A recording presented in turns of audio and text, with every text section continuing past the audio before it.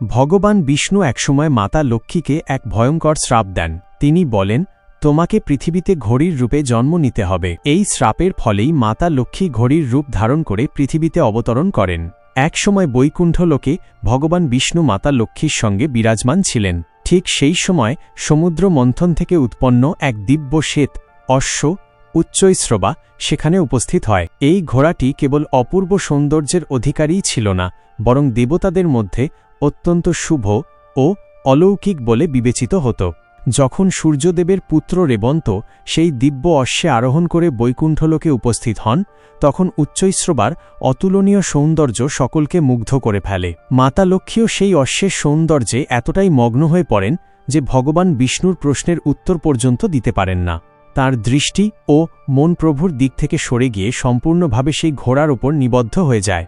এই দৃশ্য দেখে ভগবান বিষ্ণু অনুভব করেন যে লক্ষ্মীর চিত্ত তাঁর থেকে বিচ্যুত হয়েছে। কিছু পৌরাণিক কাহিনী অনুযায়ী সেই মুহূর্তেই বিষ্ণু ক্ষুব্ধ হয়ে মাতা লক্ষ্মীকে শ্রাপ দেন, তিনি পৃথিবীতে ঘড়ির রূপে জন্ম নেবেন। শ্রাপের তাৎপর্য বুঝতেই মাতা লক্ষ্মী অত্যন্ত ব্যাকুল হয়ে পড়েন এবং ভগবান বিষ্ণুর কাছে ক্ষমা প্রার্থনা করেন। তখন ভগবান বলেন, এই শ্রাপ চিরস্থায়ী নয়। ঘড়ির রূপে পৃথিবীতে অবস্থানকালে যতদিন না তিনি একটি পুত্র সন্তানের জন্ম দেবেন, ততদিনই এই শ্রাপ কার্যকর থাকবে। পুত্র জন্মের পর তিনি পুনরায় বৈকুণ্ঠে প্রত্যাবর্তন করতে পারবেন।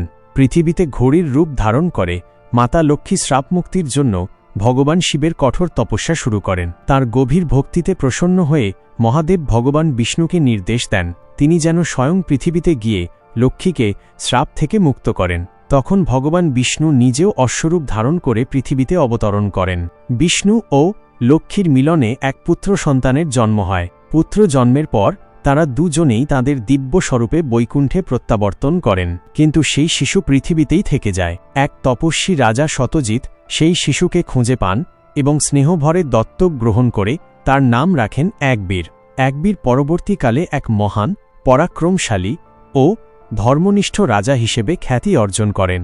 লোকবিশ্বাস অনুযায়ী তাঁর থেকেই হৈহয় বংশসহ বহু রাজবংশের উৎপত্তি ঘটে।